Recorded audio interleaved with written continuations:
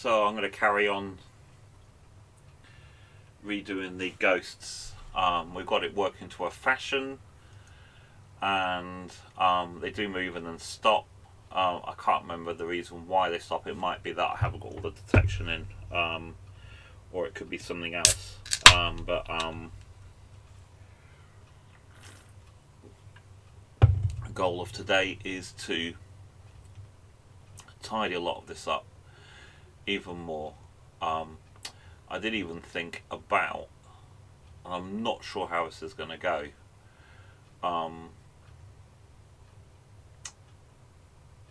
in the ghost routines, have the JSRs within here, within the main part,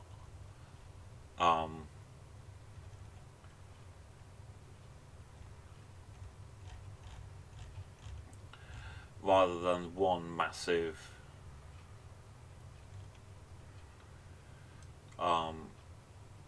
thing, which at the moment I think is just unreadable for me.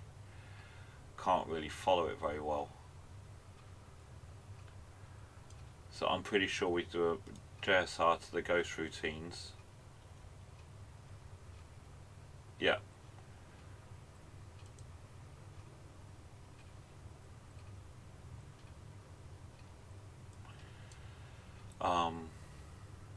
This is the counter for 4, and then we're going into doing everything, and this could just be made into a routine, and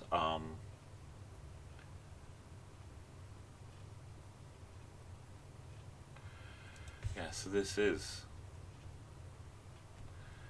the ghost direction. So let's try that. JSR ghost get though.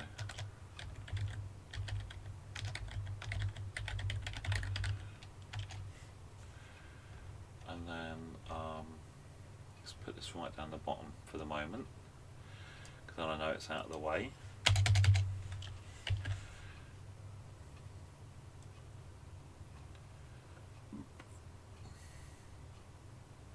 There it is. And it's called get.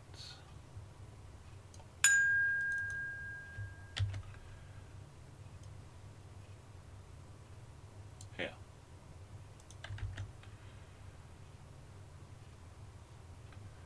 So the end of that will be end ghost DIR, so that'll be an RTS.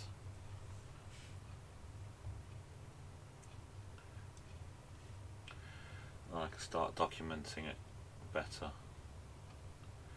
So what do we do after that?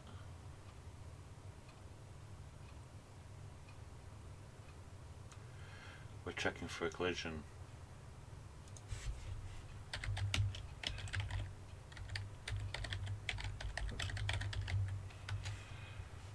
So that's here.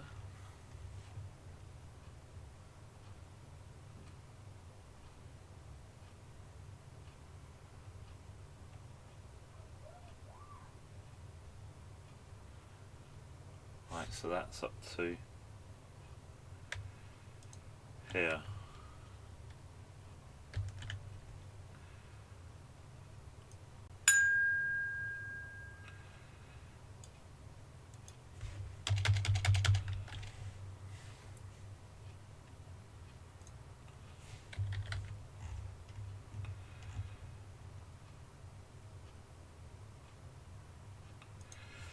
So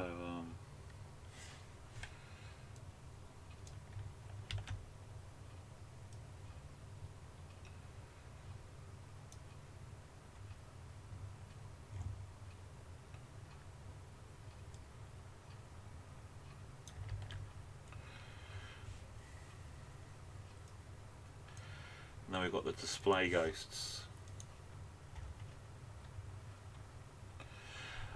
And the magic. How are you? Look at my daughters. You'd be welcome to them.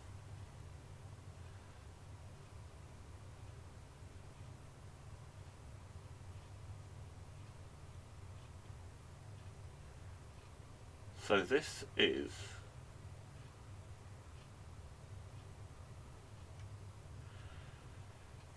is all within it.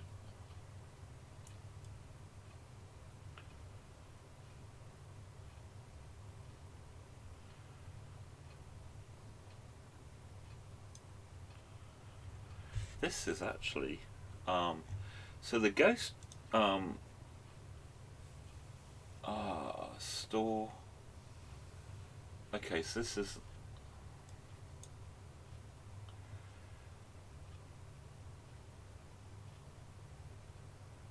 okay. So this is the displaying Ghost loop.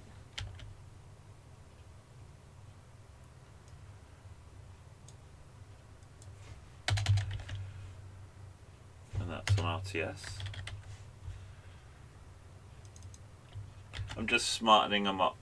I'm okay. Our business got bought out. The one I work for.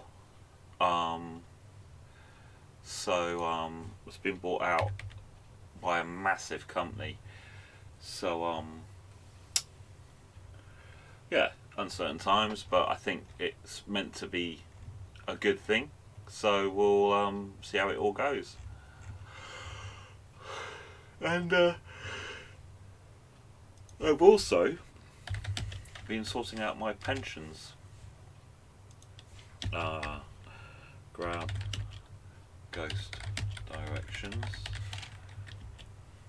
Check for collisions. Oopsie. Display ghosts on screen. Oh. Hang on a minute, have I just done a... I've just done a bloody copy, I should have done a delete.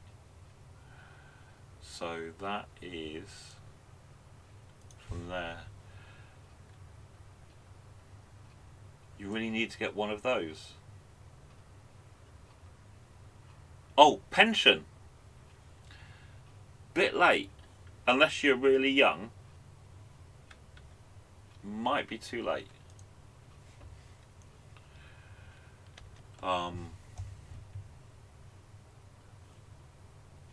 How old are you then?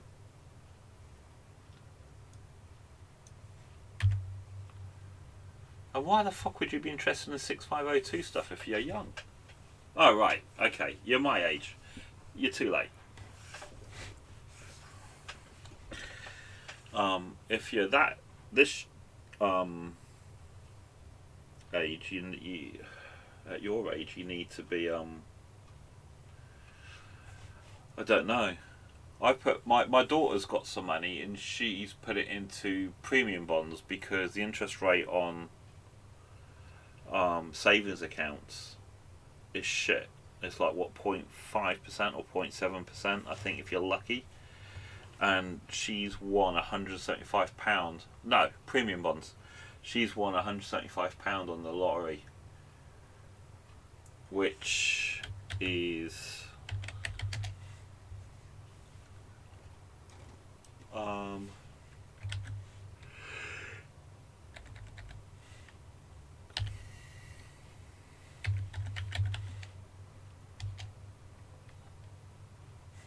I didn't want that.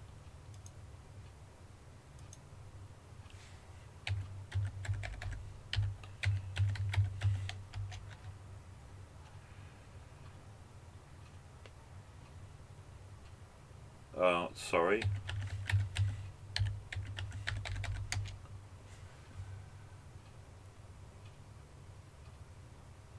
So she's already got yeah, well, she's already got, with that £175, that's equal to 0.5% interest already, and she's only had the money since July. So my pension went up, I think, £4,000, just over £4,000 last year. So I've been looking at My wife's got a very good pension. With my state pension and her state pension, we thought I'll just cash in all my pensions, we'll clear my debts, clear her debts, pay the house off, have a bit of money left over. We want to buy motorhome and live out of that in the winter, go down south. Yes, premium bonds are tax free, but you know, the minimum you're going to get is £25 if you win something. Bank interest is tax free if you're below your the tax threshold.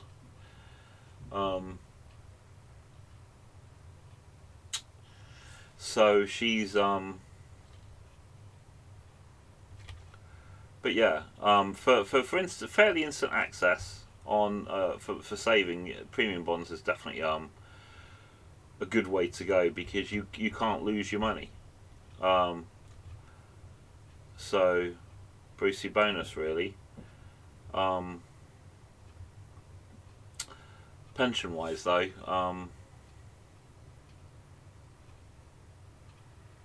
you'd have to put a lot of money in it very quickly to try and get some sort of money out of it, and you're entitled to the money at 55 anyway.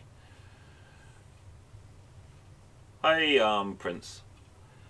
So we were just talking about money and pensions, weirdly enough, because I've been looking at mine up, and I'm trying to tidy this up. So this is the bit I haven't done. So, there's the compare, and I still need to write it all down and condense this and get this to go right. So this will still work, even though it's in that little loop now.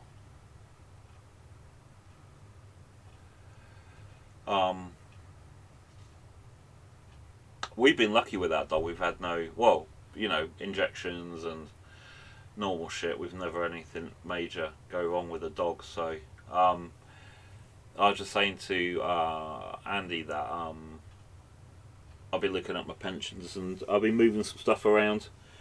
I found a pension that I'd forgotten about. I had a look at it, and it's like got 46 grand in it, and I'm like, that's clearing my debts off, my wife's debts off, and the bit left we'll put into the house, and then I've got another pension that I can grab and finish paying off the rest of the house, and then we'll be debt free. We've just got my wife wants to retire at 60, and if she does, we'll have about 36 grand to live off between the three of us. So that's but then we'll have no debts. So we've just got to pay bills, which are, you know, about £300 a month for, you know, gas, electricity, water, that I can think of off the top. Oh, and council tax. Yeah, so it'll be about right. Anyway, let's see if this works still. I think it will, because I'm not really. Okay. That's what we were talking about. Andy was like, we best do something. I can only see 3. I'm hoping there's one underneath there.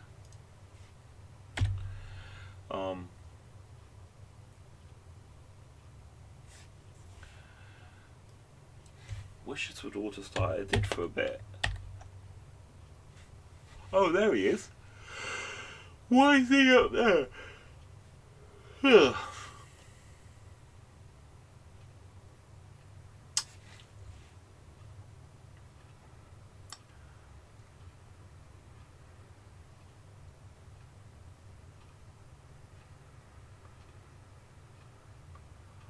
One B. Why is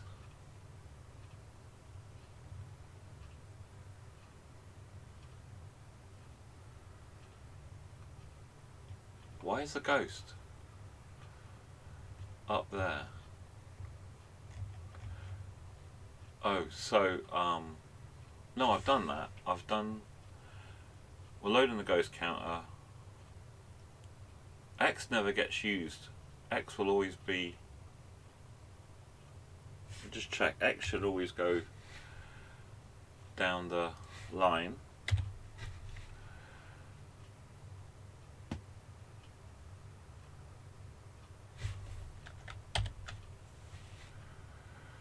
go. So it is. It's definitely going.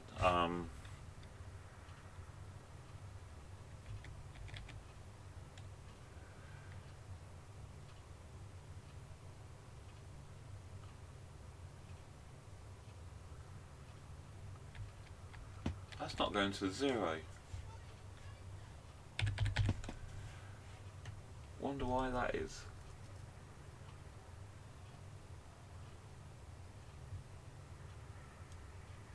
FF.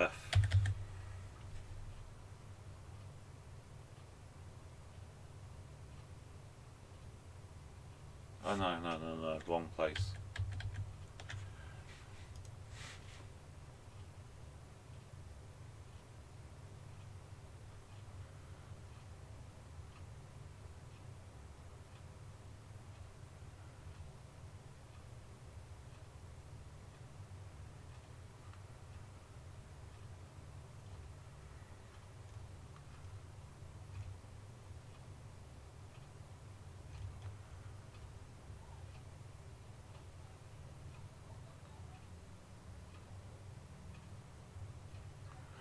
Right, so I'm not.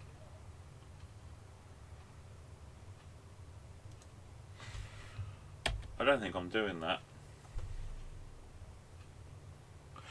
Yeah, that's what I was wondering, but it's here. This is so the loop, the main loop is here. I'm loading it into a counter. I'm storing it back into the counter, and I'm decreasing X. And I'm just going to check. I don't think I call this wrong. I'm in the wrong place. I don't think I'm hitting this.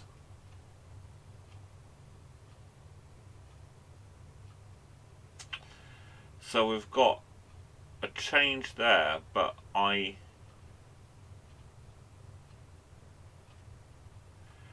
don't think I use this yet, and this is because it is going to be stored into OF, and then I'll load it back in, and that's like pushing it. I had a problem with it going onto the stack, and I can't remember why, but I thought, fuck it, this will work.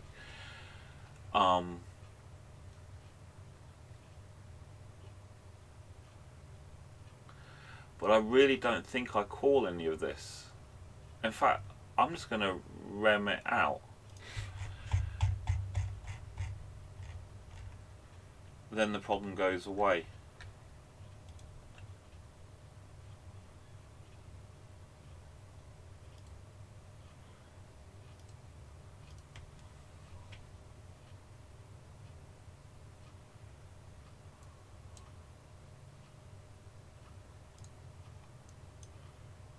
There we go.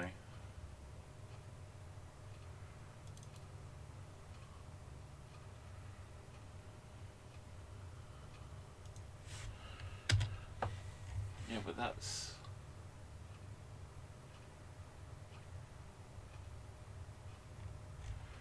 It's not getting called.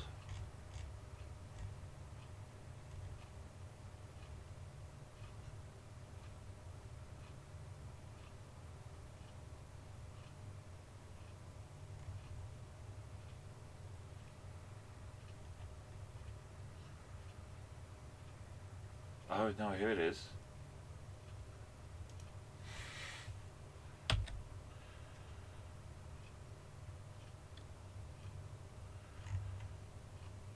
Ghost collision check loop.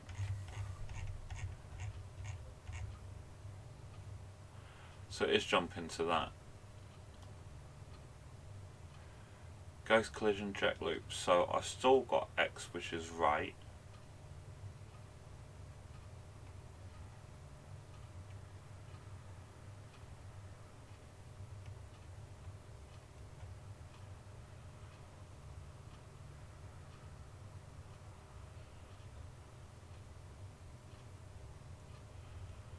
Other than it's meant to...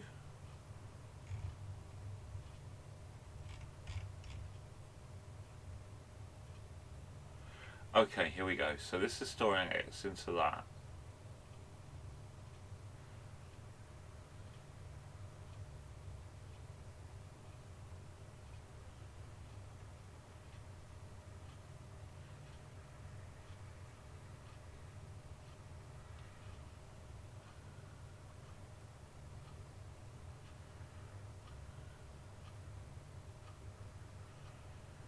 Yeah, I think this is going to be rewritten.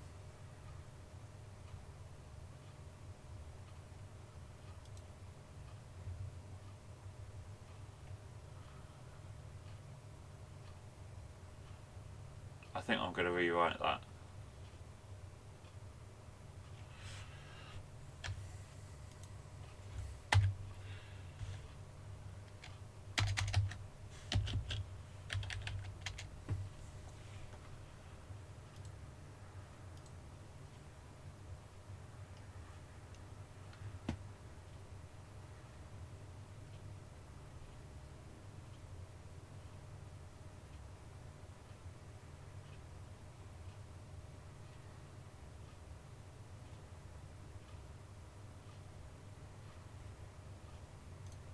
Why is he going in the wrong... Why does he go in a weird direction?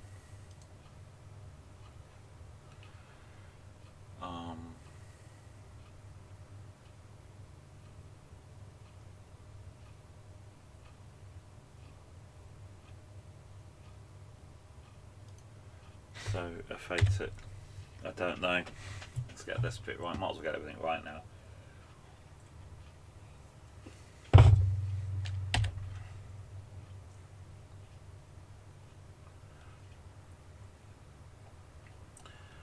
So it's this one.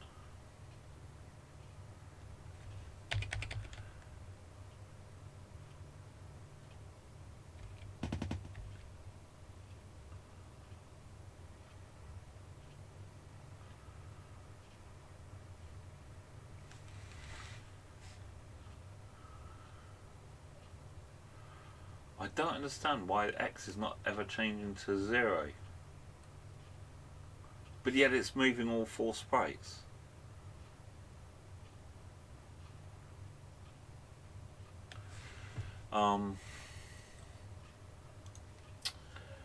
These fucking things confuse the shit out of me sometimes. Right, so I need to find that LDX, and it's for... Where is it? Here we go, it says just before LDA $00. Just before LDA $00. This is OC2C, is it? Yep. OC2C. OC2C.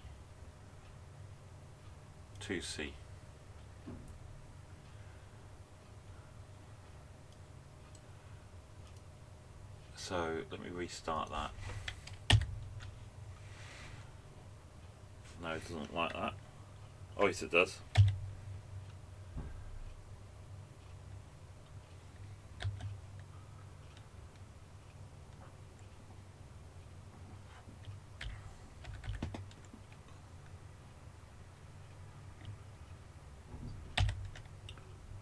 Okay, so it's now at the right place. So I should have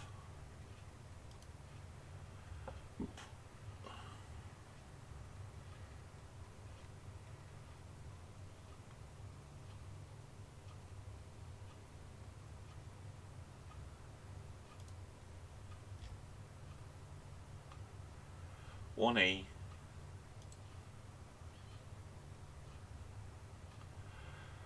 eight, 19, OCOC, ODOC, OEOC, OFOC. So they're the 4 points. Excuse me. They're the 4 points that start from. So the first thing is that X will become a 3. OC46. So we're now loading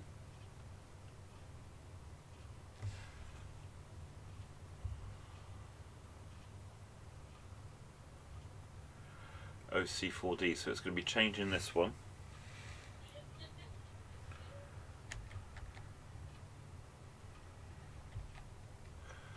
LDA35, comparing it with 0 is equal OC5E.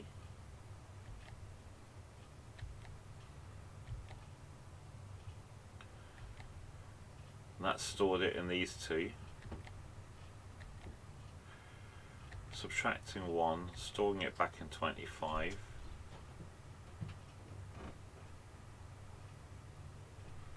Which is here. So it was OC. It's now become OB.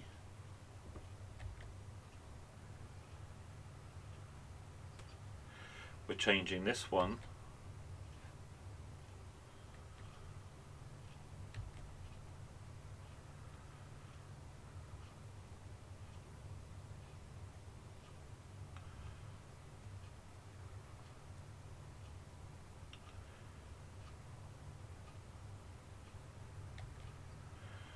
of CD3. It's returning. Now it's going to go to the next one.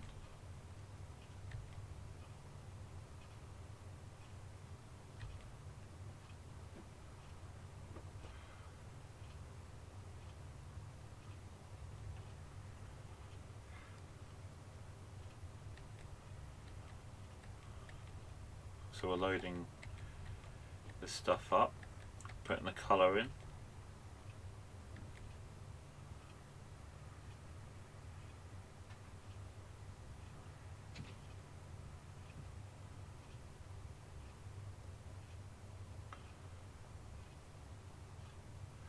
So we've got OB in it.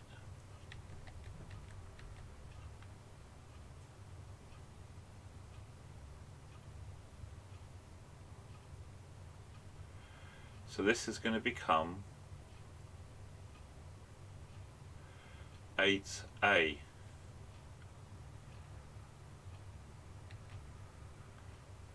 Oh, why is it the Y? Oh, because I've already done.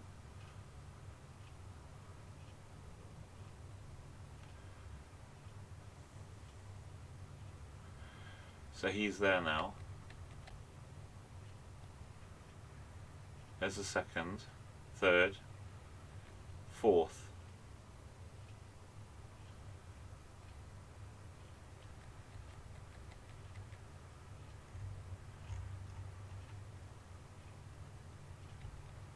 Now he's gone. So it's gone before it does the first time. Oh, I can do that, can't I?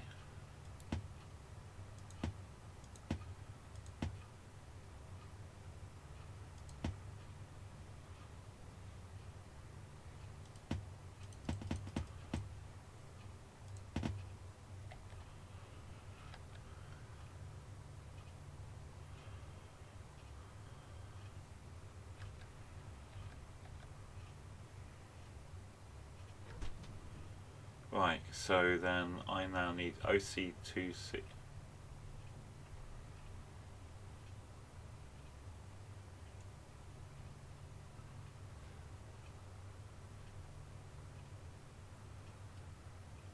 Oh no, it shouldn't be here. X is at FF. Hi, Ridge. Oh, it's my it's really useful because something happened and it just jumped up here. So I was like, oh, I can go back in the time and rerun it, and it saves you having to keep reloading it.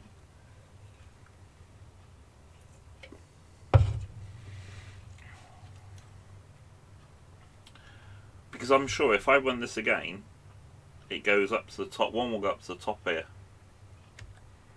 Here he is. So, and this is on. What's on? It's on 20.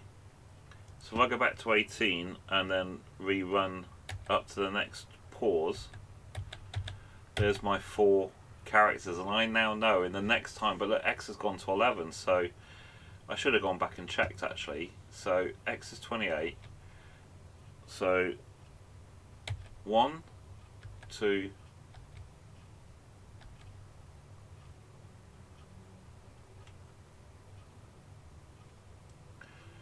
4. Now that was also odd.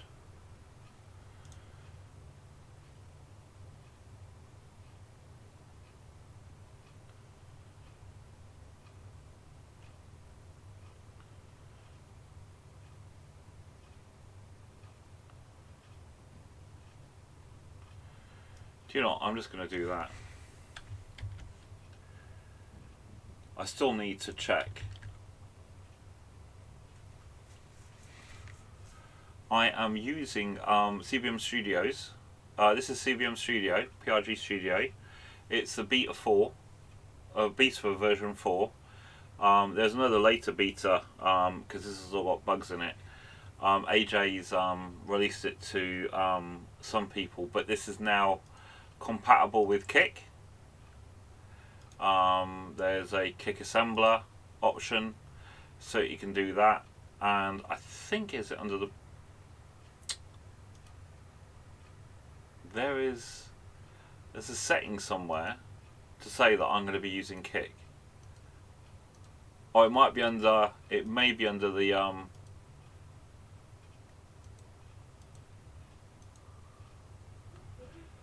It may be under the when you look create a project. It's different. I'm not using Kick assembler on this one.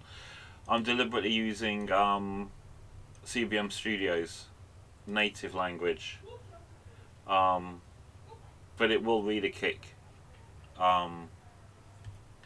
thing, because like if you notice, we've now got this is now black, so you can actually make. I think he's meant to be improving it even more, the interface, so you can make it properly dark. Let me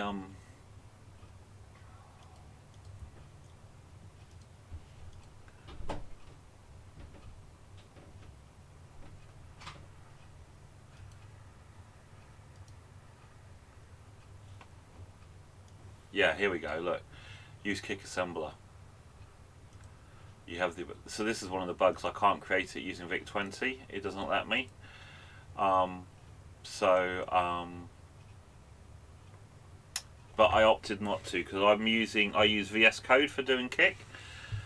Because I want to start getting into the disassembler stuff that OSK and who else wrote it? They've been writing some scripts so that you can basically pick up a game, a program, run it against this Python script, which will go and rematch all the numbers and put it into this sort of context, not that here. So you've got they replace it with CBM Studio. Yeah, the if there's a few things that are still wrong with it. If AJ could fix. So we've got the character screen, which is fine, and we've got the screen, which is also fine. That this is one of the bugs. And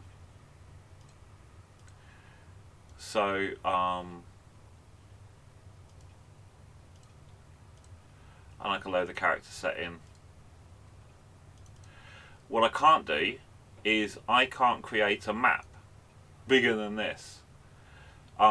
And I would have to use, I've just upgraded it actually, Charpad 3.0.9, and use that to make a map and define that. And that's something that really, oh, I finished that job, God, 4 hours up to.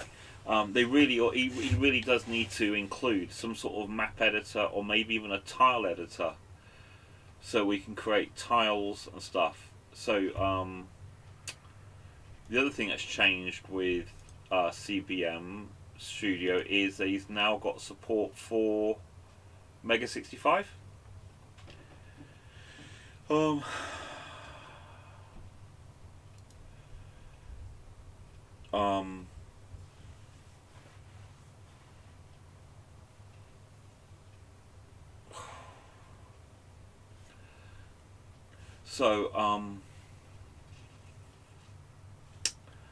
Yes, so I need to. I still think this is going to fail though. I don't think that issue. I think the issue is inherited somewhere.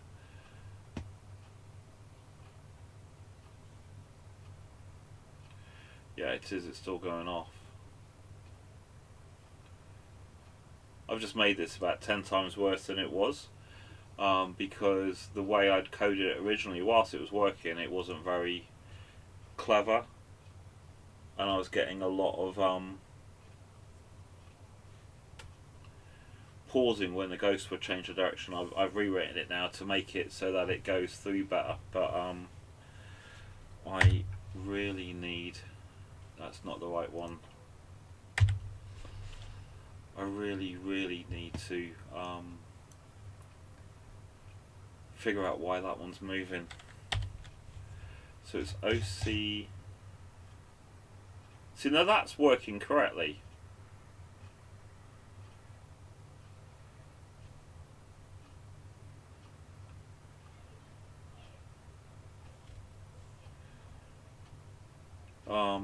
OC. OC2C, wasn't it? Yeah.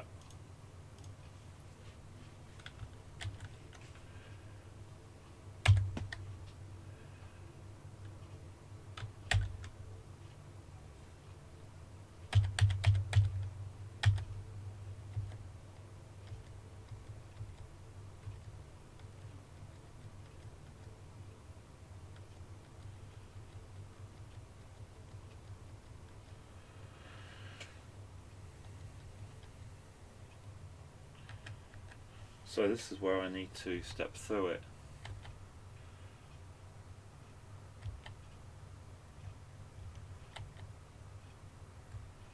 LDAOA.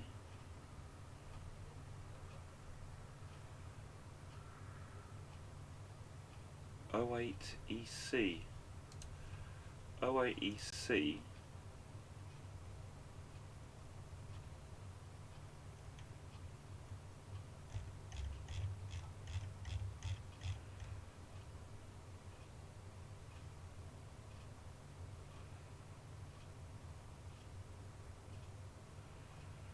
Ghost direction locations.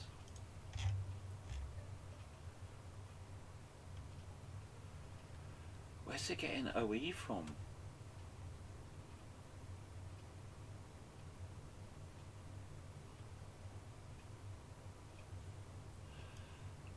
Oh, hang on. Look, X is FF. X is FF. So what I need to do is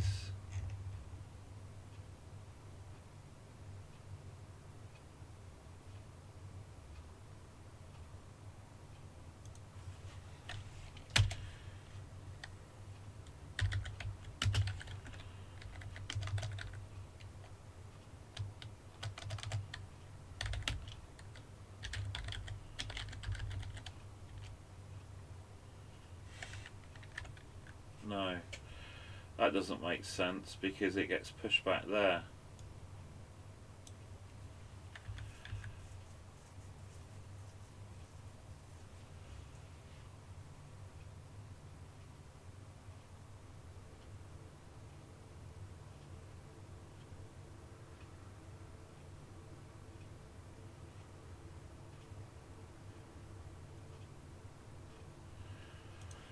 No, maybe I do need to LDX.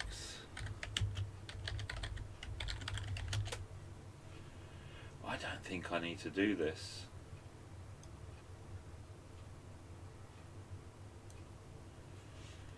I think this can be just done with LDX $03.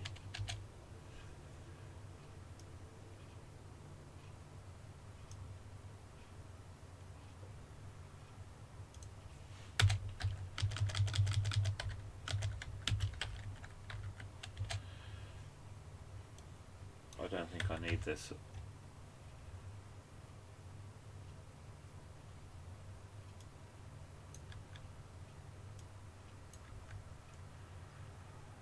I think that will still work.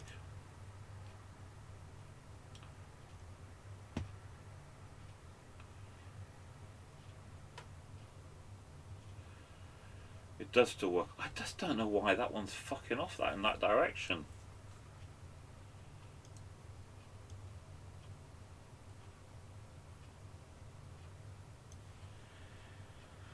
Oh, for God's sake.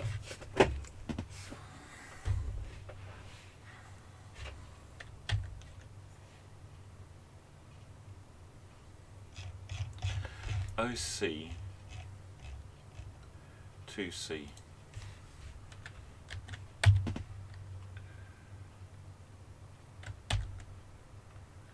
so I've got 1,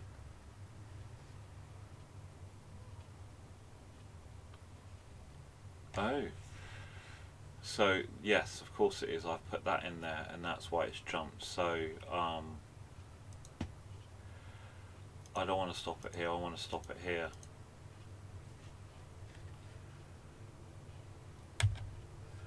Right, so pack.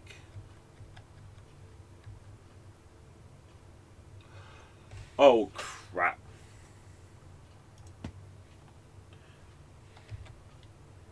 Pack's on. Ghost 1, Ghost 2, Ghost 3, Ghost 4. And now so this is OBOC, OCOC, OFOC, OFOD. And then I have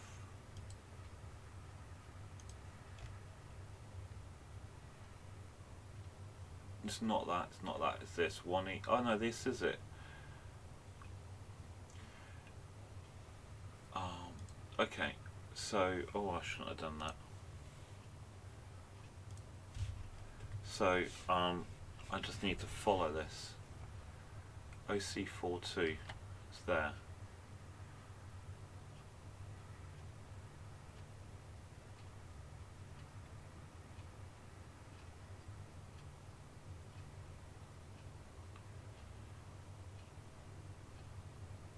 That's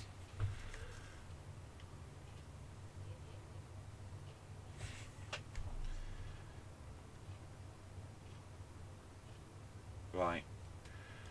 That's what's wrong. I think that's what's wrong. I've got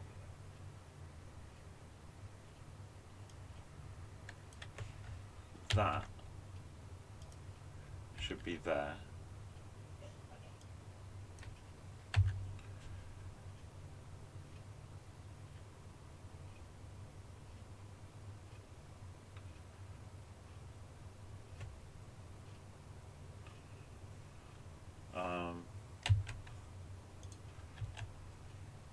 Hey, Brendan, how are you?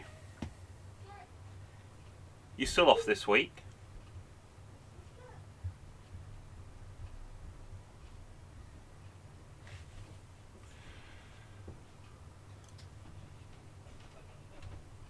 I'm going to be doing stuff that you were wanting.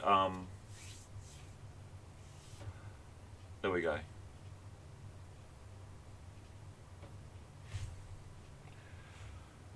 What I'll do is, if we run it in FA, I can alter the seed for the random number.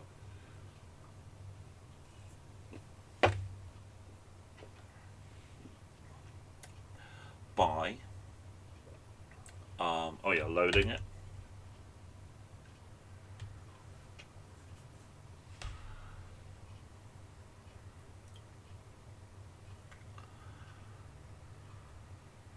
Okay.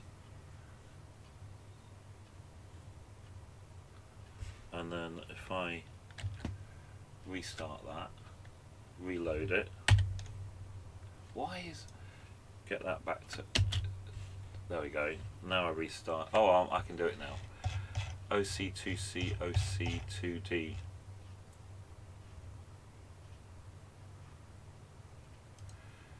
That's why I want to stop it. Reload it, F11 to unpause it.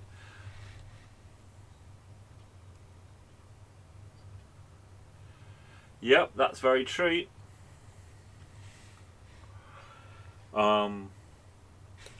Control L, pause at the right point. So we've got 3.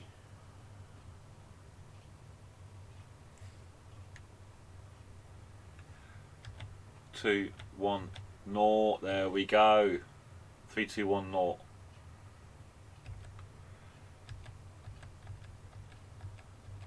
Okay, perfect. It's working. Brilliant. So, God, I'm doing it all the time. And the thing is, I take a step back because I'm not brilliant at coding. I'm not like OSK or Sharon. So originally when I wrote this, I was writing with lots of bloody loops, working through all the ghosts. And then the other night I was like, why am I doing that when I could just do one loop and do all the ghosts in the loop, but then do the collision check where I'm going to go to the random direction change and do it all within this for loop. And so I think Tuesday's stream, I did that really dirtily. And then I started tidying it up, and then I've got all this still to implement. And this is the detection, but there's something that Brandon. Yeah, this is something that Brandon was talking about. He wants to do about sprite collision, and we were saying that there's only 3 ways that I'm aware of that you can do sprite collision detection, and one is sprite to sprite. There's a bit in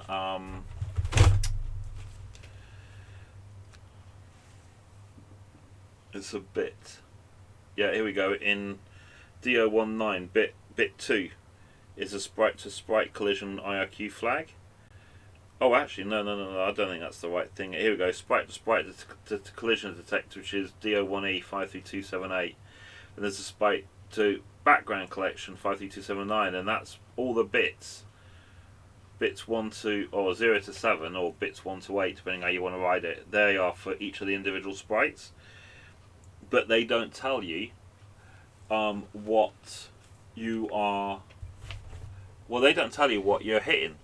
And the third way is what I'm about to do, in that you don't detect whether a sprite is hit, you detect what is beneath the sprite. So, and there you go. That's the X and Y coordinates overlaid with maths. So in mine, the ghosts at the moment are jumping one character at a time, because when I come to draw the sprite, here it is, the sprite grabs the current ghost X position, which is here. It's in memory location 1E, so it will change that to 1E through this jiggery pokery up here. So this was dynamic, so it loads a position of 1E, and that could be, well, if I can show you,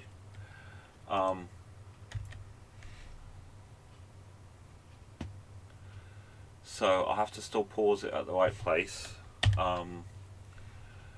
Which one is it? So you want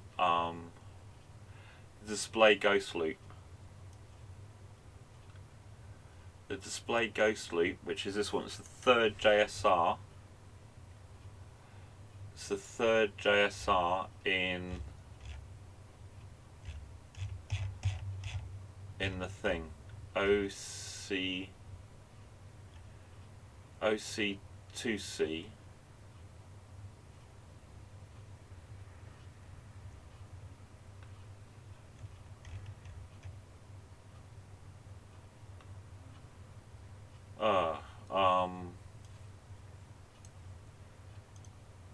Fuck it, I'll have to go back to the beginning because I can't remember. I thought I was going to jump straight to it.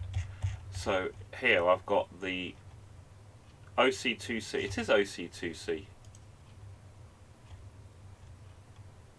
Ghost routines, OC2C. OC2C LDX3. Oh, no. Here. So I was in the right place. OC2C.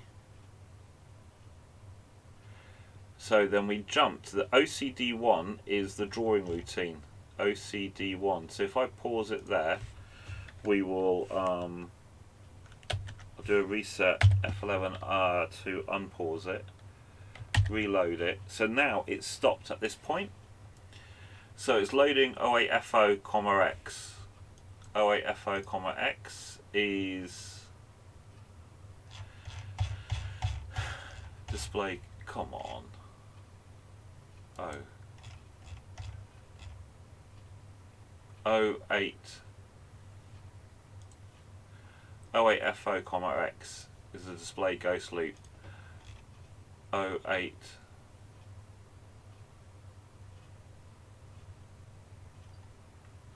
what's it asking for? Ghosts X. So Ghosts X, here it is. This is the X. This is the Y for Ghost 1. No, well, if you can, I don't know. I know you can with Visual Studio Code, or I think with Sublime Text. And you probably can if you use the onboard debugger, but I really don't know if you can do that. I'll put a breakpoint. Is there a breakpoint in here you can put in?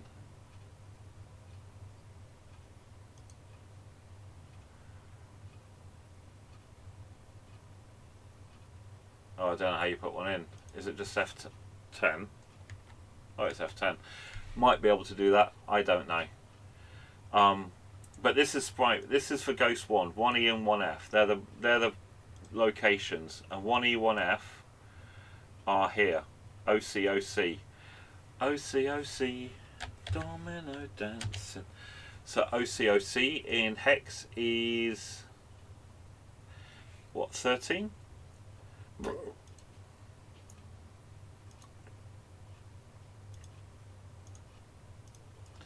No, it's D. Oh, it's 12.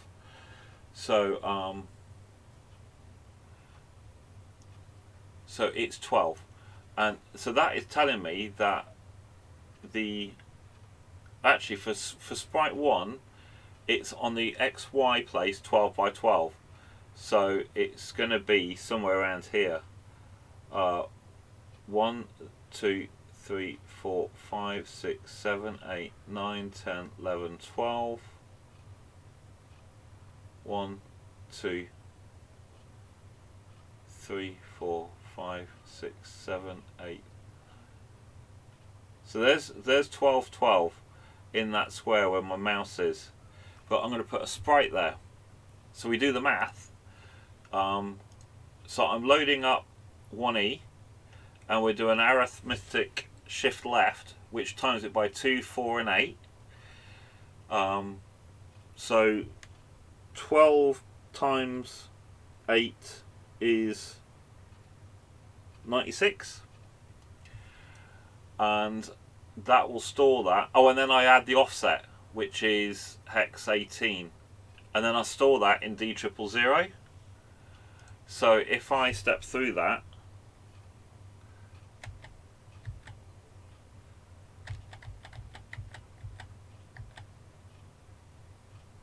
okay, so we're loading.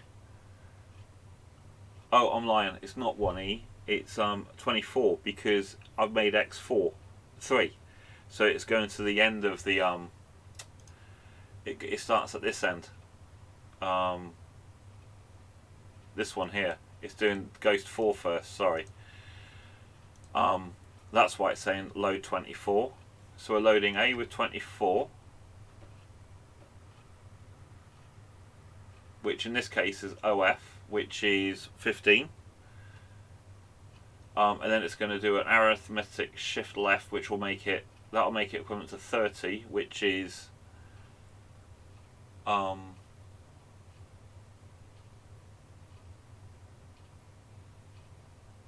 16, 2E? Oh, 1E. Oh yeah, because 2 is 32. 1E.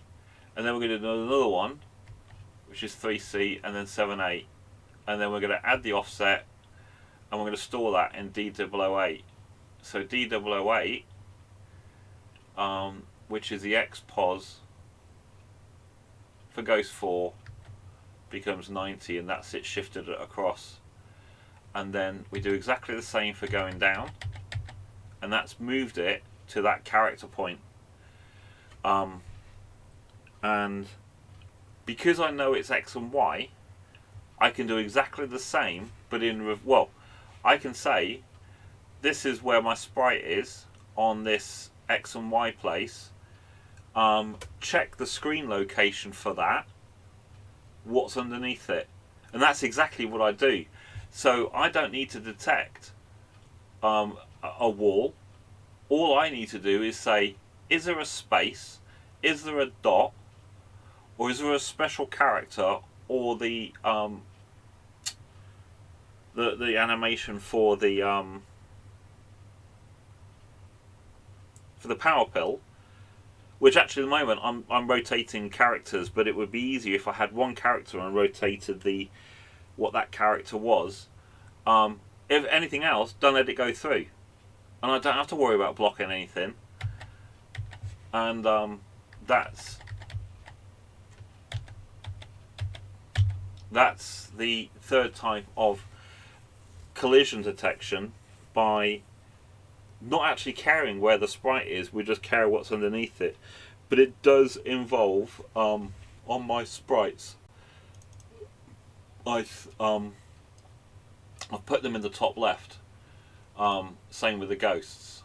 So this is predominantly the X and Y. What I had to do was I moved the wall so it's a clear character, a clear pixel away from here. So you can't, if you move to the right, when you put the ghost in, it looks right on the screen. Let's see if I can. I don't know if there's what there is a. No. Oh, there we go.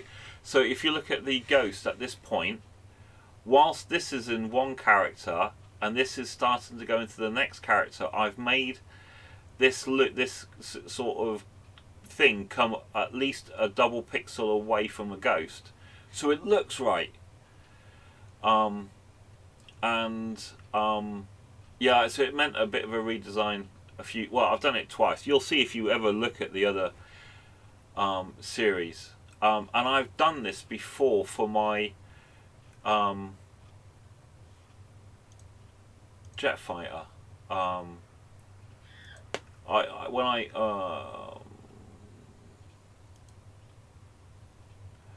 did a program. The very first program I wrote was, I don't know if it's that one or that one.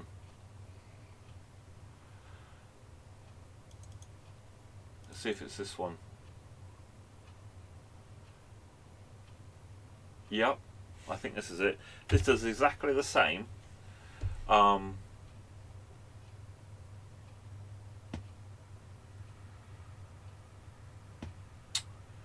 Yeah, this does exactly the same.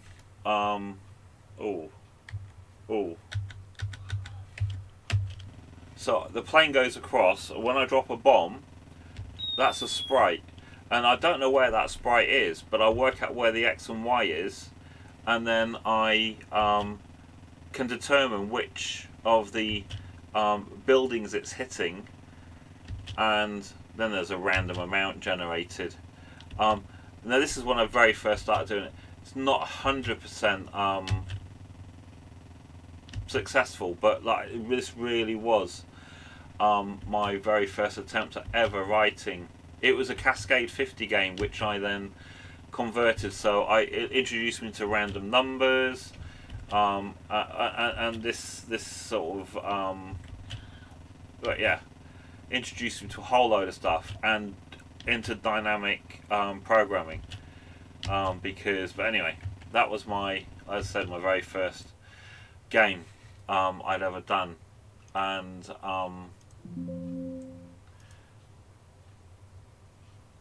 see, the other thing I'd done before originally, which I always used to get stuck on, was I've tried to do Pacman a few times, version 1, 2 and 3, and that is why I've done it. Yes, it does, and it explodes. So this was the original Pacman, and now what I did with this was I was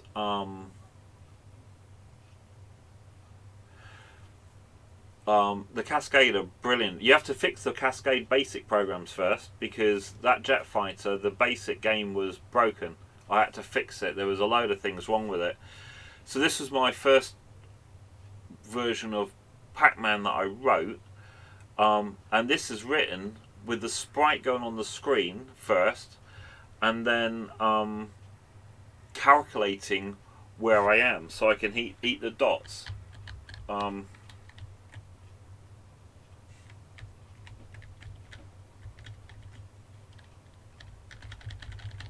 Oh, why can't I? Oh, hang on. It's because I'm not. Am I?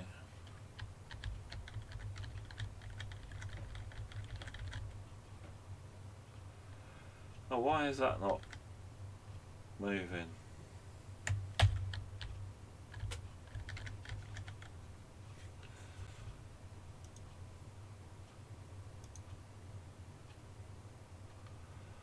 Oh, I wonder if I'm using keys.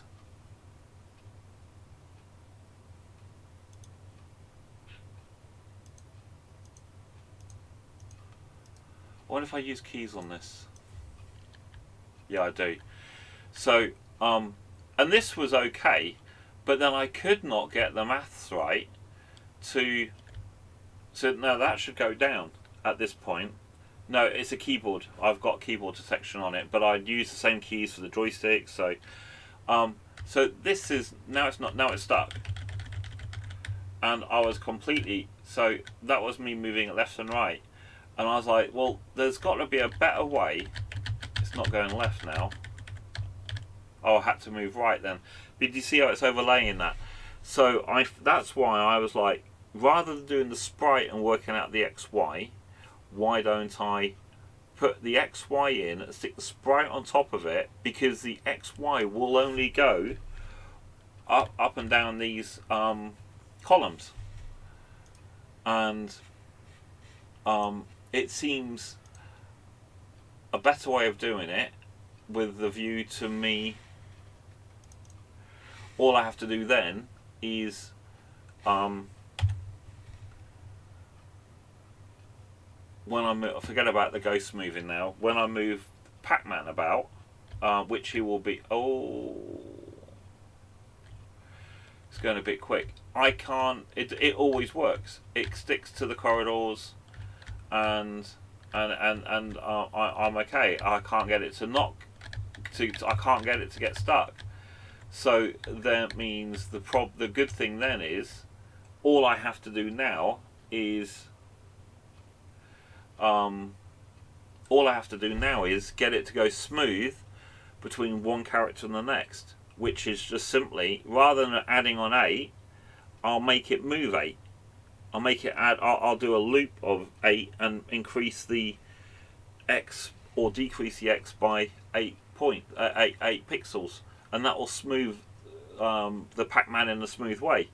But I'm still primarily using the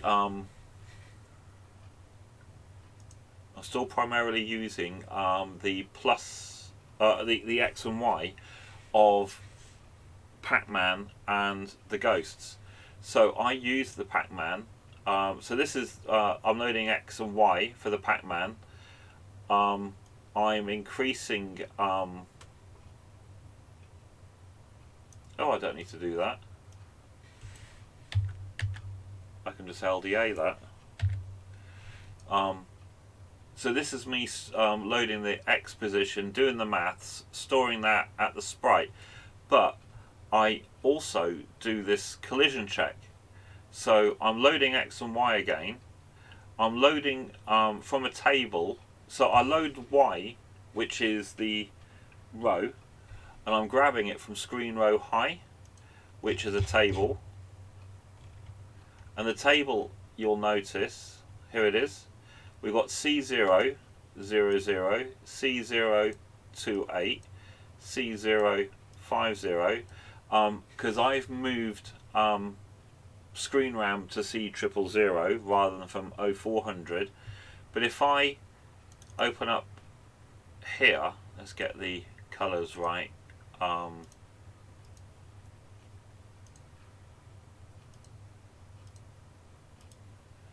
Load the character in. There we go. So we have a base address of 0400. Now this is another improvement I've asked them to make. We should be able to put in there where I've got the screen, which is C1000. So wherever I've got, but the fact that it says 04, I don't care about that because it's C0. What we care about is these next two characters, which is 00. So that is 1024. But the beginning of the next row. Oh, sorry. Sorry. It's I don't know why I'm pointing.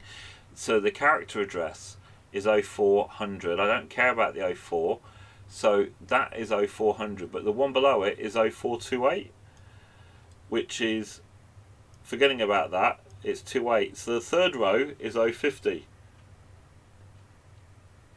which is 0450, and I've got it as C050. And so this is these two tables hold the high and low byte of the beginning of each of the 25 rows, which is why we've got whatever that is, 12 and 13. So this is the beginning of the row. So I know which row pack is in because it's in here. So if I load the most significant bit and the least significant bit and store that where pack is, current pack X, here it is, always use those. So this will be updating that, which is actually then the screen location of where pack is, and I'm picking up X is the amount of columns across it is. We've already done Y as rows, and so I'm loading whatever that character is underneath pack, and then I'm doing the compares. If it's 0, it's a clear space. If it's 3B, it's a special space. 49, oh no, 49 is a special space. 3B, is that a dot? Yeah, there it is. So that's checking that it's a dot, which is, yeah, it's clear behind. 4A is a special space. Oh yes, 4A is a special empty space. And I didn't realise I was doing this, but when I checked, somebody told me to check up Pacman logic, and they'd done exactly the same as me. In that on the screen, and you'll probably see it better without me putting the characters in. Let's close that. Let's reopen it. Change the colour. Change the colour back to black. Actually, no, I don't care. So this is these @ symbols are normal spaces, and we've already seen that under here. I redefined it to be an empty space. But this one here, oh, where's it gone?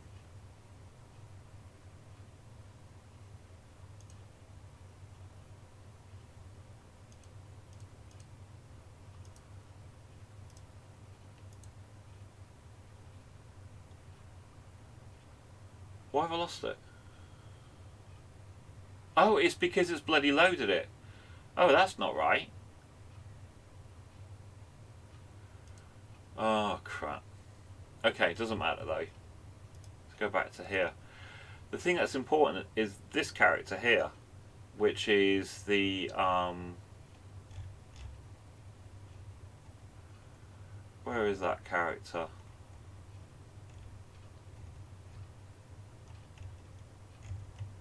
Oh, here he is. 6A? No, that looks... Oh no, it might be 6A. If I go on to here... Oh, it's not that.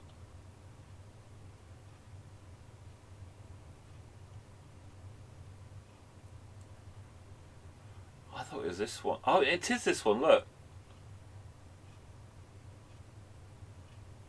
What's happened here? Why is that showing bloody weird shit?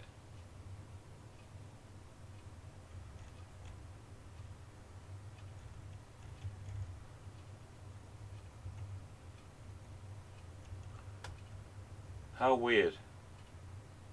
Anyway, it is this character that I've put on, and that is a blank square. But when a ghost sees it, goes over it, it doesn't see a blank square, it sees this character number. So the fact nobody can see it is neither here nor there. And that tells the ghost, I'm at a junction. I could move, and it does a test at that point.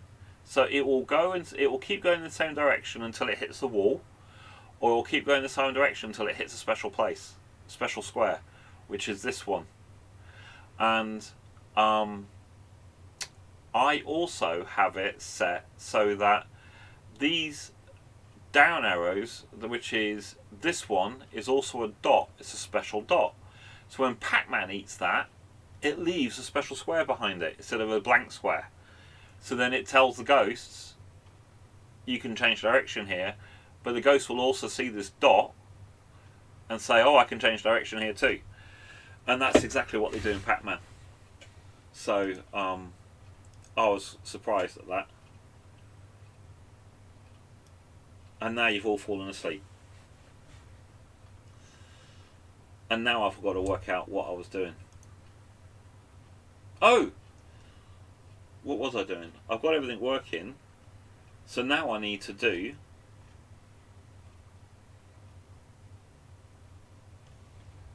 that. I'm sure that looks like Shalon.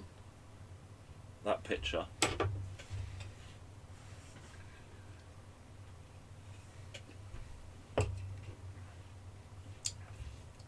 So what I really need to do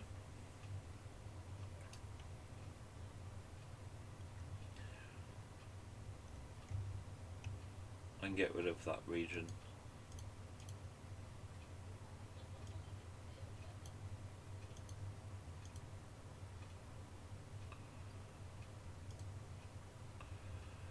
What I really need to do is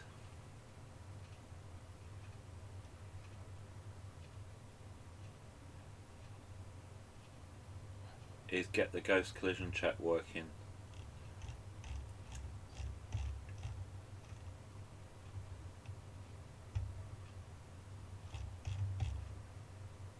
Yeah, which is just a return.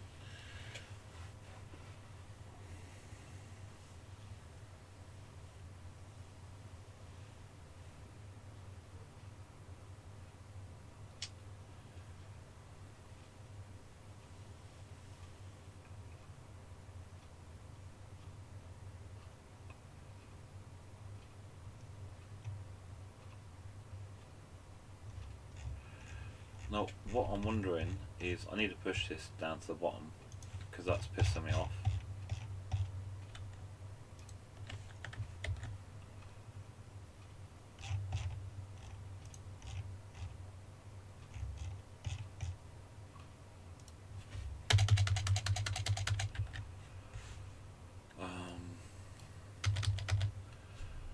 What I'm wondering is, do I have...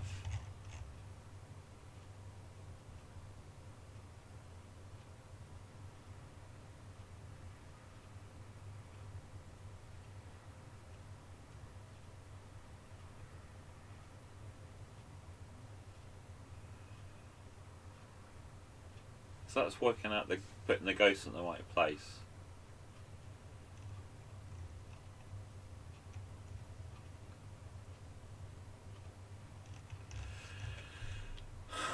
I'm wondering if I can do that.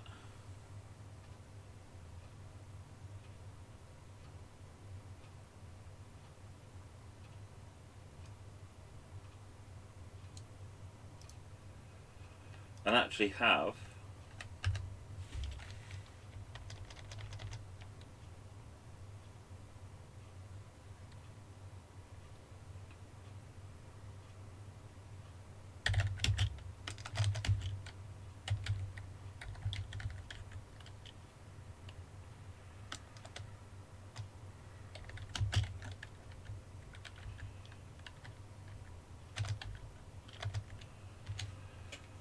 by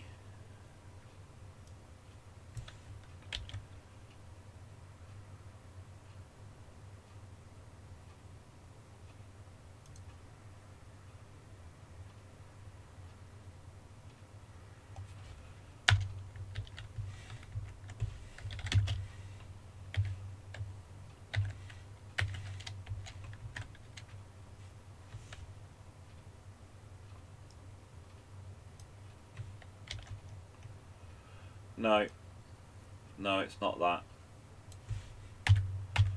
That's not what I want. This is the wrong thing.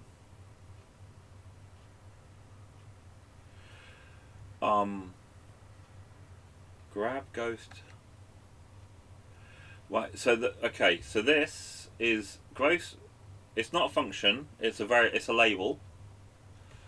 So what I'm saying is I'm loading from the table ghost x, comma x. So x is either going to be 4, 3, 2, or 1. So assuming x is 4, it's grabbing $24 from this table. So that's what's in the accumulator at $24. We're storing that at this location plus 1. So this is that location, which is LDA, and we're adding 1 onto it, which is here. So that becomes 24. So we're now in this. When you go into a C64 debugger, before you get to this point, you'll see LDA $00. And as you run past this line, this will change to 24. Fuck it, might as well show you, eh? So that is I know this is dynamic programming, and that is it is really difficult for me anyway to get my head around it, but it's so useful to be able to do this because you can't do it with basic. So I am, where am I? So we've got display. So we're in the display ghost loop, which is the third one. So I want OC2C. OC2C, which is here. Oh no. OC2B. 3JS OCD3. So what I'll do is I'm going to stop it at that point. We'll do a reset. We'll reload it. OCD3. So if I push this over here, this is the bit you want to be looking at. This is the one in particular where it says LDA00. And if I push this over, I mean you'll see the code anyway, but now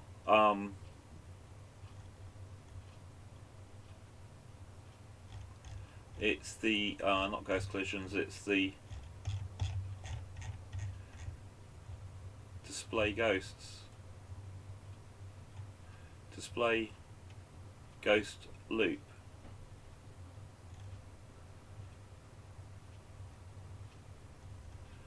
Ghost collision check. Oh, here it is. Display ghost loop. So this is the same code that you can see. Where have I just put it? I just fucking lost it.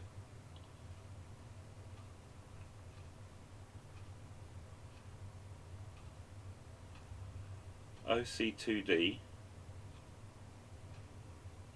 OCD3 is where we need to be. Here it is. So this is the line. If I press F10, sorry, it's highlighted on this line. So we've still got LDA00, which is this one here. I have shown you this before. So if I run this, if I go to the next bit, this is going to change to 24. There it is. It's now going to store this in grab host xpos plus 1. There's grab host xpos plus 1, which is here. So this value will change to 24. There it is. And now we're going to grab the Y position. And we're going to store that down here. So this will also change. So 2.4 and 2.5 are the X and Y of the ghost number 4. So now I've got the right bit of code in there. When I run it, I'm going to be able to read that value multiply it up, add the offset, and store it for the ghost. And what else do I change? Okay, yes. So we've got D000. It's a valid address, but I want ghost sprite 4, number 4, the X position. So we're doing exactly the same again. This will change up here to 5. This will change to 08, because D008 is the X position of sprite number 5, because I've got sprite number 4 based on the fact that pack is sprite number 0. So the ghost size of 1, 2, 3 and 4. So D000 is pack X, 002, 004, 006 and 008 are the X positions of the 4 ghosts. So this will change here to D008. There you go. And this will be D009. So now I've got the right bit of code to be able to do the math, and because it's dynamic, it will change for each ghost as we go around the loop.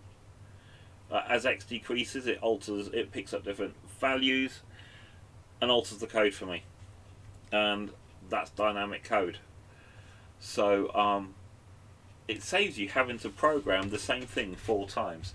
If you have to do the same thing 4 times, there's probably a bit of code that you can run that will shorten it and make it a lot easier. Who's in Discord? General chit chat. Oh, you did. Oh, on the NES. I've never looked at the NES, so I don't know how that works, and I'm not going to start looking at it. So that's why you have it as, when you ask me about, is it a label? It's not a function and it's not a variable. It's a label, and we're addressing that label plus 1 character. If I'm doing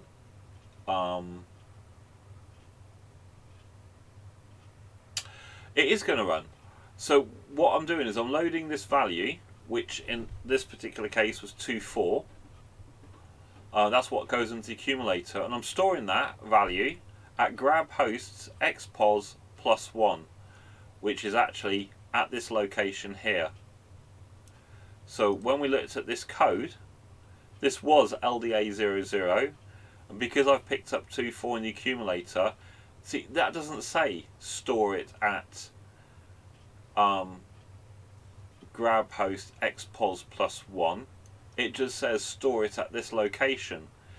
And OCEC, this is OCEB, this is OCEC, and that's where it stored it. And I'm just using this label to address this character, this point.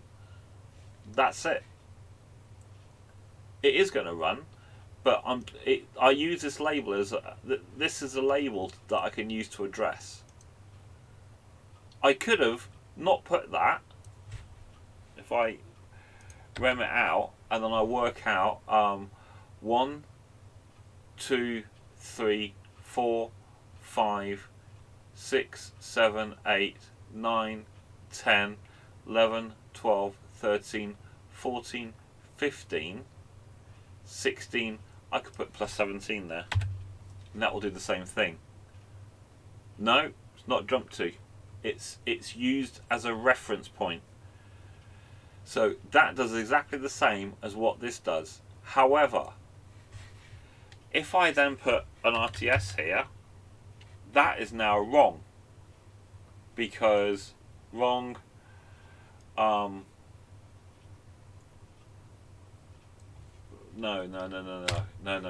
I shouldn't have kept that thing in. I need to. It's 17 characters from this point. So this is so we've got 1, 2, 3, 4, 5, 6, 7, 8, 9, 10, 11, 12, 13, 14, 15, 16, 17, 18, 19, 20, 21, 23.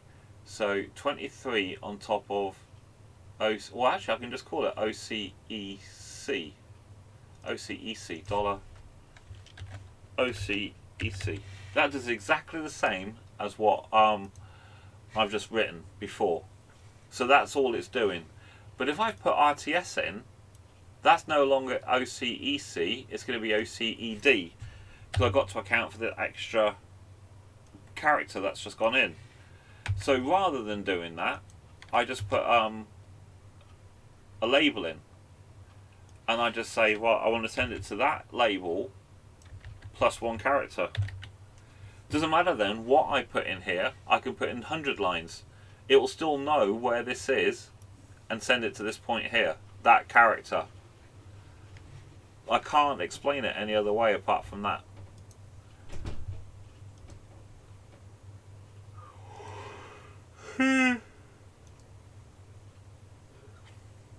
Okay.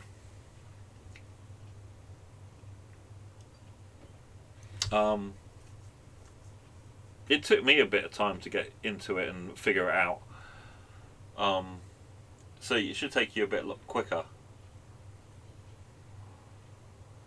So what am I doing?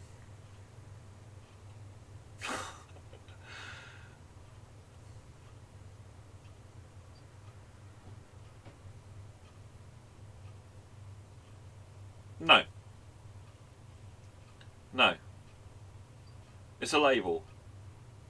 I never jumped to Ghost Collision Check Loop. It's just a label. I never jumped to Sprite Pointer Right. Oh, yes I do. No I don't. That's also a label. I have labels in there which are just there to show me things. Sometimes I put two labels in. I think I had Check for Collision as a second label. I can't just because you have a label doesn't mean you have to jump to it. What do I have in here? There you go. Oh no, I do jump to that. But oh, I do jump to that as well.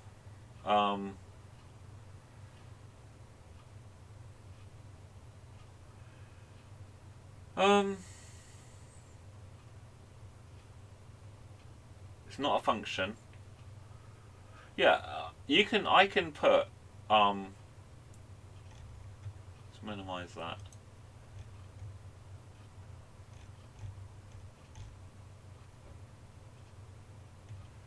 So under here, I could put in here a Brandon label, a Stuart label. Whoopsie, Stuart label.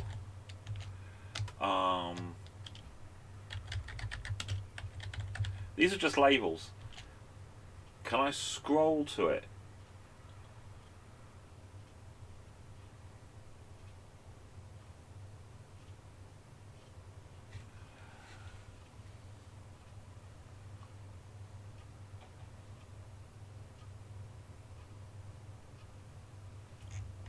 Yeah, I was just looking for something else as an example.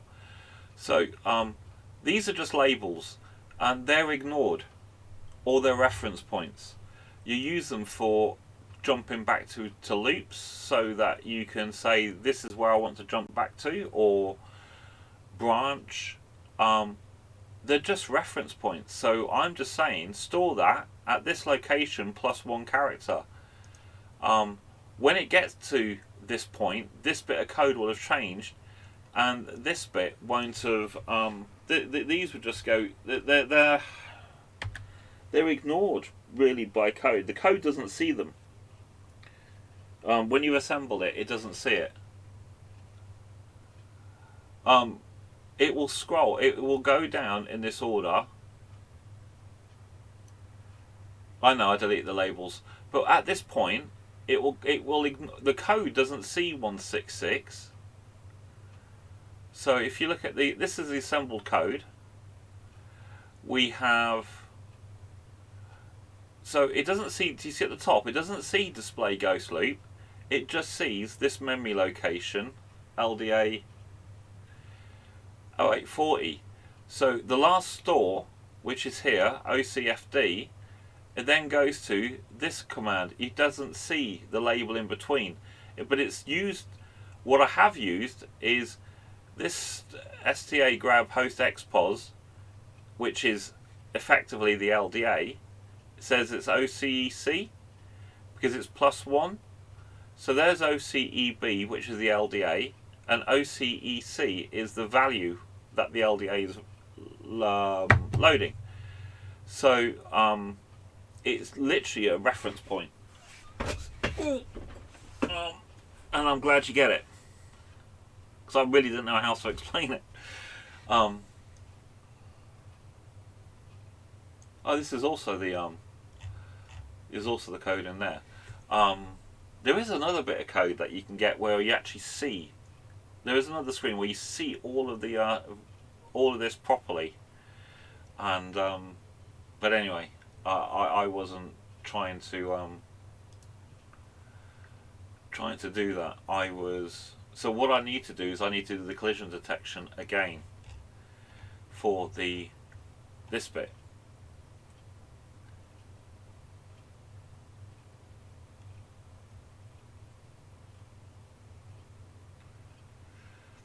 So this is still in the main loop, so I can still load.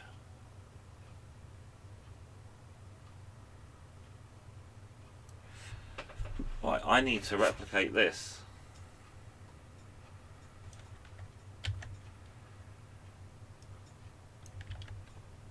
Oopsie. And now you're going to see why labels are useful. Because I've already worked out the exposition here. I've got the exposition here with this bit. So what I can also do is get that to modify this +1. So this will now give me the X position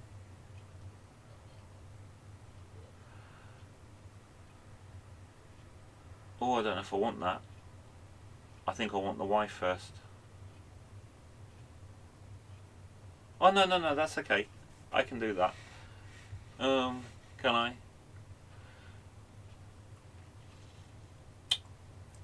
Now, if I remember rightly, this is why this is why I have to load and save X.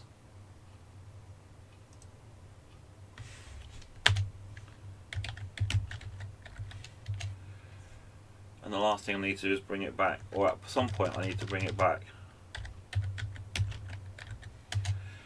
So LDX, wrong, LDX, LDY.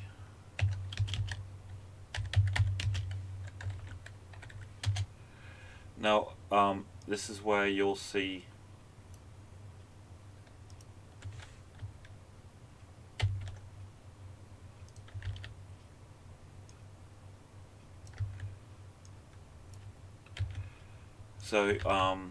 whoopsie, Y.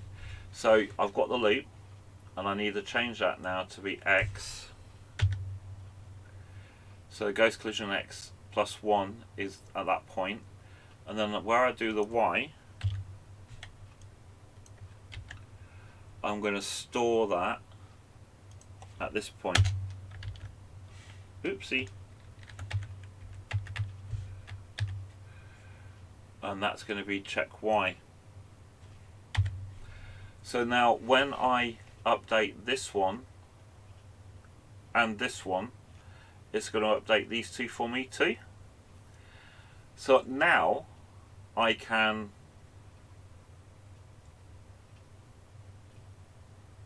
load. This is when I need to load the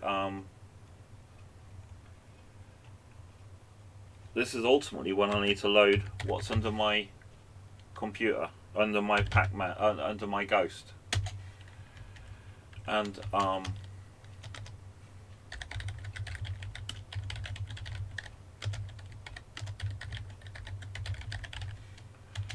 that's the label I'm associating with that line. So now I need to load it's screen pos high.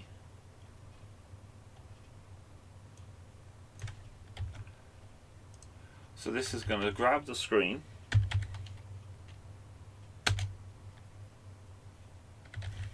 oopsie, store that, oops, we're storing that at here. This is the high position, so that goes into the least significant bit, which is on the screen. We would type it here. In hex, on assembly, it goes here, which is why I put a +2. And now I can load screen row low comma y.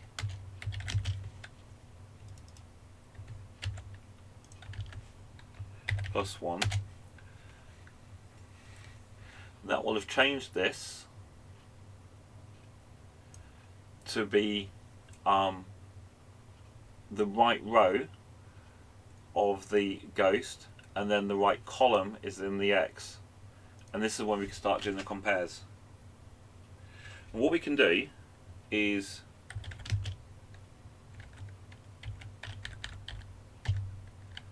something as simple as that.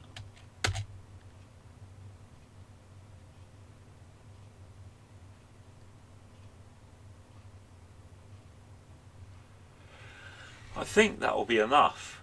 And now what should happen, what I'm expecting to happen now, is when I run this, wrong, when I run this, I am expecting in this top 4 corner for the characters to be that are under the ghost to be displayed.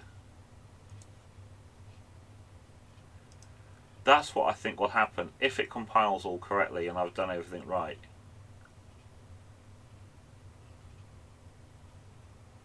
Oh, here we are.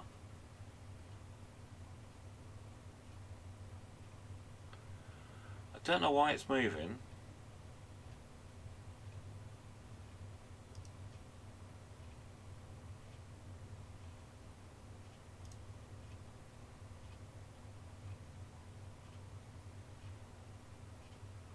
Oh, yeah. Idiot. Oh! That's why. That will do it now. I put them in the wrong place. So this should now just show me the 4 characters, what's under each of those ghosts at any one time.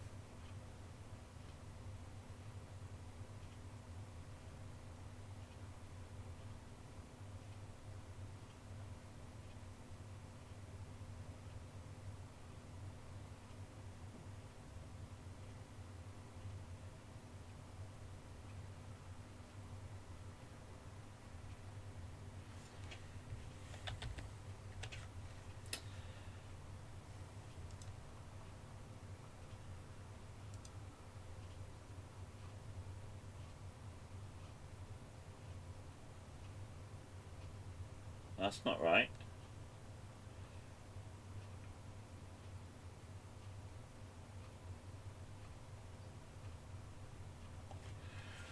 It's showing stuff that's off memory, which is fine, but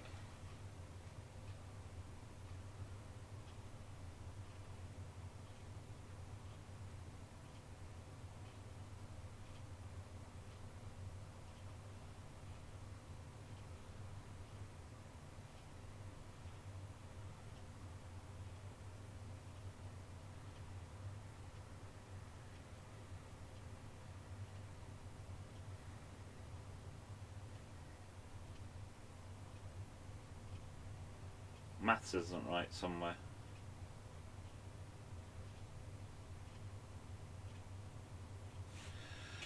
And it's not even close to being right.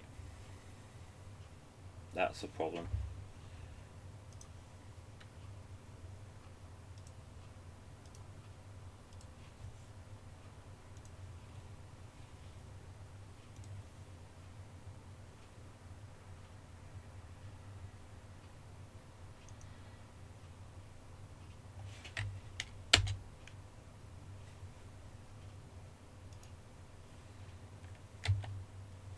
Let's see if it works.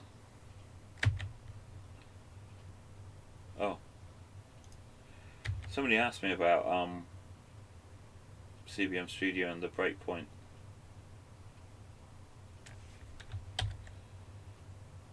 Clearly doesn't work.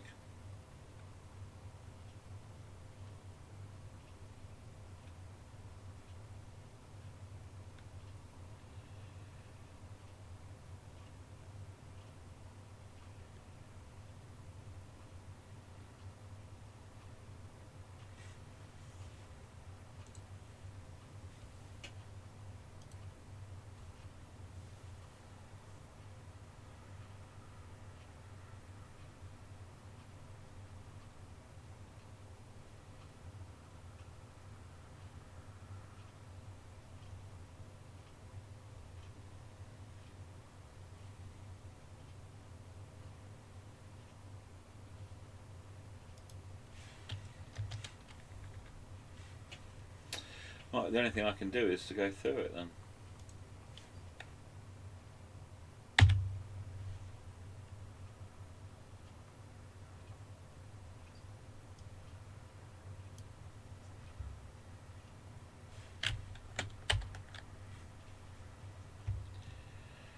So I've got OC2B, OC2B,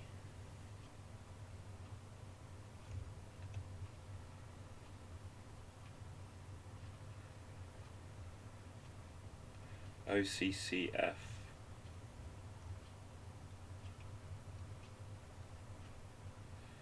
okay, so we're storing that. Okay, so I can reload it, F11.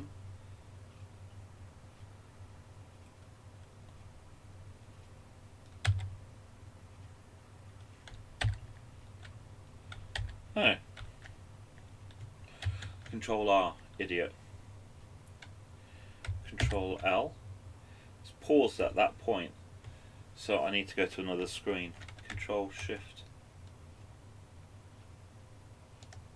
Yeah, that'll do. So, ooh.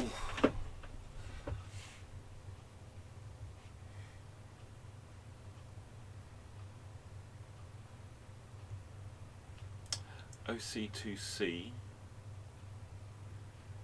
OCCF. Here we go. So in F, which is here, we should have 3 going into it. And that's my X count for each of the ghosts, which means I can now use X for going back. Oh.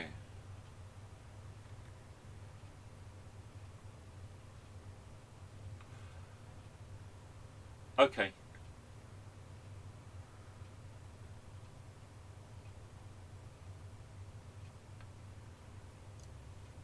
Okay. So that's me being an idiot. What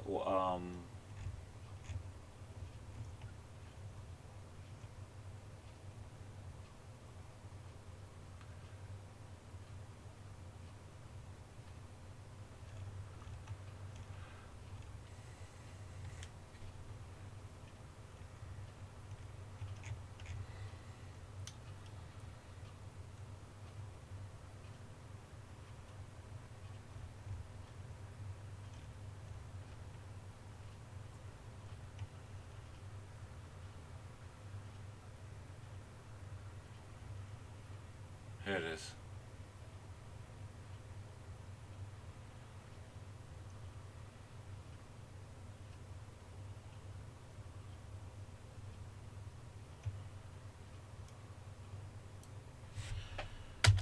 Right, so I'm going to put that as an RTS. We are going to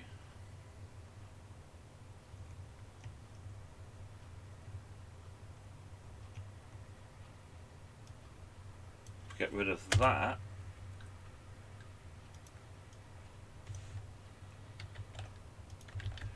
And I'm going to put out work out ghost location.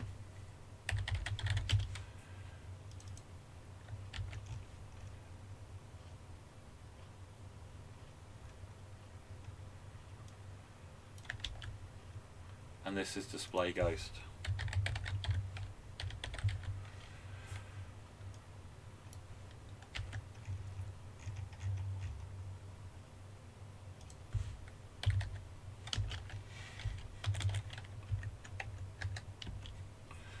Right, that will now show the right. Oh no, it will have worked out the right stuff. Oh, let's still put it through the debugger.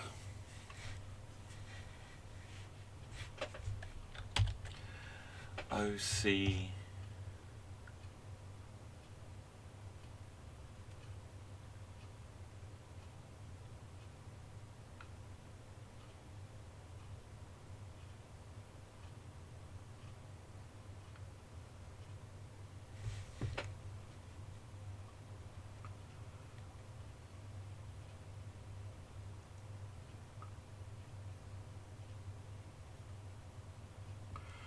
Still don't think that's right, but OCCF.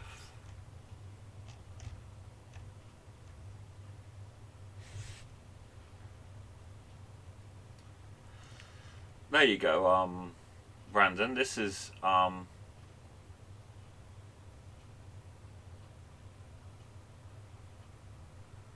really wrong.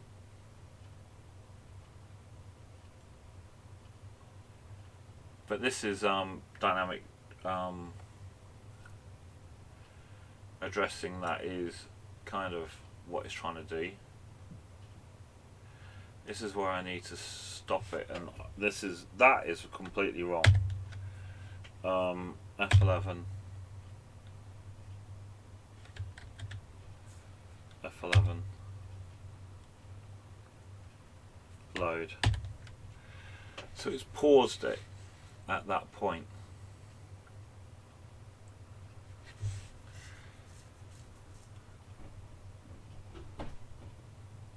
Oh, and it's paused it at that point because it's now already done the display thing, which means that these have already loaded in, which is why that's being shown there. I just see ghosts. What? Hi. Hey. I'm trying to get Elf. You what? I'm trying to get Elf. Oh, you want Christmas movies? Yeah, but I don't know how fast does it take? Do you have to 15, move 20 it? minutes? If I do it, Yeah. Yeah. you have to move it. Yeah. Sorry guys, 2 seconds.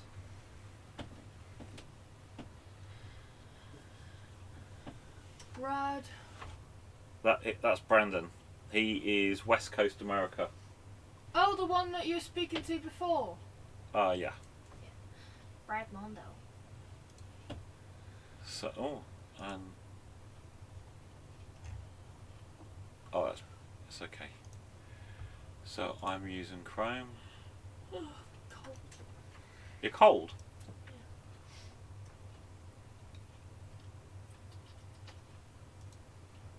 It might just be me being impatient, so. Could be. You very are. You're one of your girls, so. So that done that. Elf. Elf and the Grinch. Because we've already got the Santa Claus. How the Grinch Stole Christmas. How the Grinch Stole Christmas. Oh, did I do it so many times? Sorry. You know you did. Did I? Yeah, you do. Do I? Yeah. I didn't know. 6 times. Oops. I need one. Same with Elf. Why is it so cold in here? Windows open. Why isn't that a nice mug, don't you think? 2.7 degrees outside and it's 24 degrees inside. Do you like my mug then? That mug? Yeah. Yeah. Had a cup of tea in it. Good. I had a brew in mine.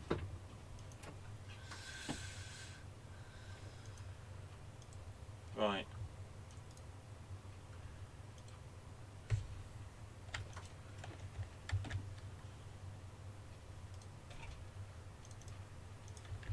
I'm wearing my Gremlins t-shirt to work tomorrow.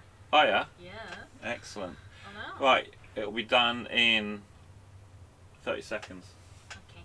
Alright. Okay. Catch you. Bye. Bye. So, that's finished with. I loved that movie when I was a kid. Is it really a movie? A show, I guess. A special maybe. Is it really a movie? A show, I guess? Yeah, a special that guy. maybe? What movie? Elf? Elf? How the Grinch Stole Christmas? They're both movies. How the Grinch Stole Christmas is The Dr. Santa Zeus. Claus? Yeah. We'll sort all those out. No, I'm responding. How the Grinch Stole Christmas. That's not a show, I don't think. No, it's a movie. It's a movie. Not the Jim Carrey one. What? Oh, we only know the Jim Carrey film. The cartoon from way back. Jeez, how old are you? He's younger than me. But older than me. Yeah, fucking anyone's older than you. You're a baby. I'm not a baby. Right, can I get back to this? Okay. Bye! Yeah.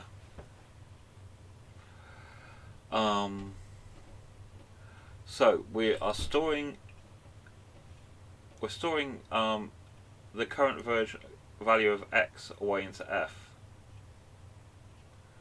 So that will become 3, because that's what it currently is. So I'm happy with that. And then we're loading x with 24 and loading y with 25, which is for sprite 4.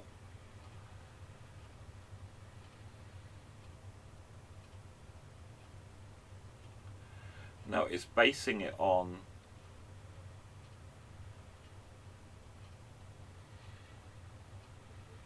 oh, that's not right. Yes, it is. Yes, it is. Oh wait, it's storing 08AB, OD, which will be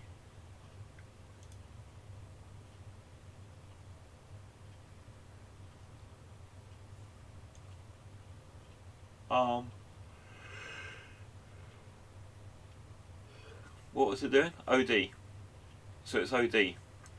So that's 12, which is 10, OA, OB, OC, OD. So it'll be E0. So this should be E0 in A. Oh, it says C2. Oh, because it does high first.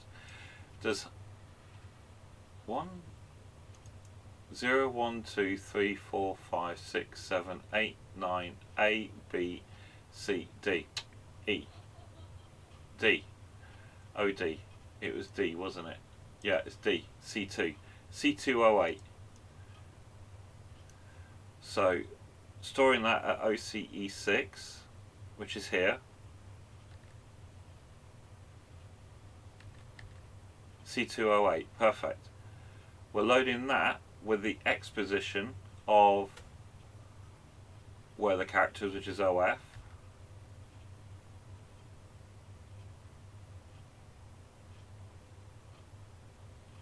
Oh.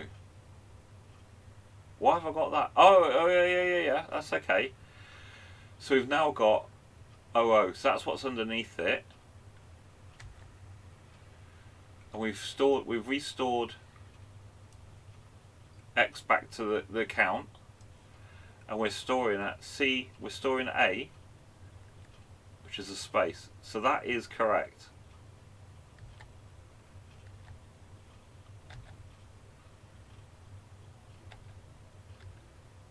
Four spaces, and that would be correct. There are 4 spaces underneath of those. If I now run it again, now that is correct.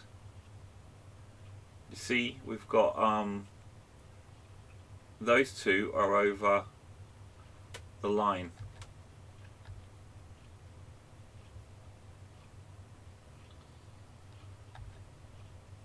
That's that one going over there. Oh, then that one's there.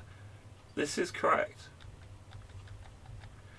What I haven't made an account of is when these characters go off the screen, the X still continue to change. But they can't, they're not right. They lose sync.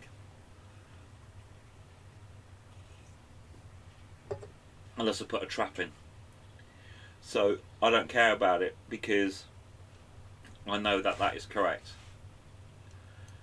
Although it's not correct after the first loop, it is correct. So I'm going to leave it there because tomorrow night I'm going to do and if you're around Brandon, tomorrow we're going to take this bit a little bit further because we now know this is all correct. And this is what we're going to do when we go underneath it. And this is when we'll do the undoing of the movements. And we can generate the random directions. But we're pretty much there for, about your sprite detection, what's under the sprite. So I will leave it there. Have a good evening. And I'll catch up with you as soon as I can, really. Alright, take care, guys.